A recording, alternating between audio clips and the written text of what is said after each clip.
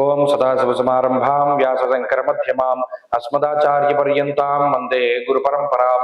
జ్యోతిష్ శాస్త్రాన్ని భావితరాల వారికి ప్రసాదించిన ఋషుల యొక్క పాదపద్మాలకి నమస్కారం చేసుకుంటూ, అలాగే నాకు ఈ జ్యోతిష విద్యను నేర్పిన గురువర్యులు జ్యోతిష బ్రహ్మ కీర్తిశేషులు శ్రీ ఏరంకి సూర్యనారాయణమూర్తి గారు, సూర్యశ్రీ దైవజ్ఞ గారి యొక్క పాదపద్మాలకి నమస్కారం చేసుకుంటూ, ఓం శ్రీ మహాగణాధిపతి నమః, శ్రీ గురుభ్యో నమః, హరి ఓం. వీక్షకులందరికీ నమస్కారం. కుంభరాశి వారికి ఈ వారం సానుకూలమైనటువంటి గ్రహగతులు గోచరిస్తూ ఉన్నాయి. జన్మరవి యొక్క దోషం పోయింది. 2వ స్థానమందు రాహు బుధ శుక్రులు యోగిస్తూ ఉన్నారు. చంద్రబలం ఈ వారం అధికంగా ఉన్నది. ప్రధానంగా 4 గ్రహాల తాలూకు ఆనుకూల్యత ఈ వారం కనబడుతూ ఉన్నది. ఆత్మవిశ్వాసం ఉంటుంది, పోటీతత్వం పెరుగుతుంది, ప్రతిదీ ఛాలెంజింగ్ గా తీసుకుంటారు. గతంలో ఉన్నటువంటి పరిస్థితుల మీద కష్టసాధ్యమైనటువంటి పరిస్థితులే ఉన్నాయి. గతంలో వెళ్ళినంత ఈజీగా జీవితం వెళ్ళదు. ఇదివరలో ఎవరో ఒకళ్ళు సపోర్ట్ అనేటువంటిది ఉండేది. అయితే స్వయంకృతాపరాధాల వల్ల ఆ సపోర్ట్ ని మీకు మీరుగానే కోల్పోయేటువంటి పరిస్థితుల్లో సొంతంగా ఆలోచన చేసి సొంతంగా బతికేటువంటి పరిస్థితులు ఈ రాశి వారిలో ప్రధానంగా కనబడుతూ ఉన్నాయి. కొన్ని సందర్భాల్లో దెబ్బలు తగులుతాయి, కొన్ని సందర్భాల్లో విజయాలు వస్తాయి. దెబ్బలు తగిలినప్పుడు కృంగిపోకుండా, విజయం వచ్చినప్పుడు ఆనందపడకుండా చక్కగా ముందుకు సాగండి. ప్రణాళికాబద్ధమైనటువంటి జీవనానికి అవకాశం ఉంటుంది.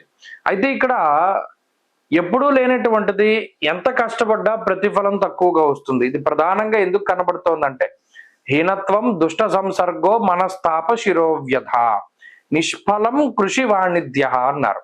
ఇక్కడ ఇప్పుడున్నటువంటి గ్రహస్థితిలో ఎంత కష్టపడినవ్వండి నిష్ఫలం అన్నాడు. అది మనం కష్టపడినటువంటిది ప్రాపర్గా కష్టపడలేదా అంటే కాదు. మనం ఎంత కష్టపడ్డా ఫలితం శూన్యమై వస్తుంది ఈ గ్రహస్థితి వల్ల. ఈ విషయం తెలిసిపోయింది అనుకోండి, హార్డ్ వర్క్ ఉండదు, స్మార్ట్ వర్క్ ఉంటుంది. సరే ఇది మనకి ఎలాగైనా వచ్చినా మనం ఈ పని ఇలా చేద్దాం అనేటువంటి ఆలోచన ఉంటుంది. సరే తీరా కష్టపడ్డాక ఫలితం రాకపోతే మరి ఇబ్బంది పడతారు కదా. అలాగే ఇంకో విషయం ఏంటి, హీనత్వం దుష్ట సంసర్గం, చెడు సావాసాలు, వ్యసనములు, జోదము, ఇటువంటి వాటికి మనసు ప్రేరేపిస్తూ ఉంటుంది. అంటే మన చుట్టూ ఉన్నటువంటి వాతావరణం కూడా ఆ రకంగా మారుతూ ఉంటుంది. పలానా దాని మీద బెట్టింగో, పలానా జోదమో, స్పెక్యులేషనో, ఇంకోటి ఈజీగా ధనాన్ని ఆర్జించడం లేదు. కొన్ని సందర్భాల్లో అసలు డబ్బు గురించి కాదు, ఉత్తినే సరదాగా జోదం జోలికి వెళతారు. ఇది వ్యసనంగా మారడానికి ఇప్పుడున్నటువంటి గ్రహస్థితి కారణమవుతుంది. అటువంటి వాటికి దూరంగా ఉండాలి. ఇక రెండవది, మాట పట్టింపులకి అవకాశం ఉంటుంది. వాటి పరంగా కూడా జాగ్రత్తలు తీసుకోవాలి. ఇక మిగతా ఎవరైతే బంధువర్గం, స్నేహవర్గం, అలాగే కుటుంబ సభ్యులు, వీళ్ళ సపోర్ట్ అనేటువంటిది ఎప్పుడు తక్కువగానే ఉంటుంది ఇప్పుడున్నటువంటి గ్రహస్థితిలో. ఇప్పుడు అదే రకమైనటువంటి పరిస్థితి. ఉద్యోగ వ్యాపారాల పరంగా ఎంత కష్టపడితే అంత ఉన్నతమైనటువంటి స్థితికి చేరుకుంటారు. కొన్ని సందర్భాల్లో ఒత్తిడి ఎక్కువగా ఉంటుంది. ఆ విషయాన్ని కూడా దృష్టిలో పెట్టుకోవాలి. ఇప్పుడున్నటువంటి గ్రహస్థితి అదృష్టాన్ని తగ్గిచ్చేస్తోంది. ఆ అదృష్టాన్ని పెంచుకోవాలి.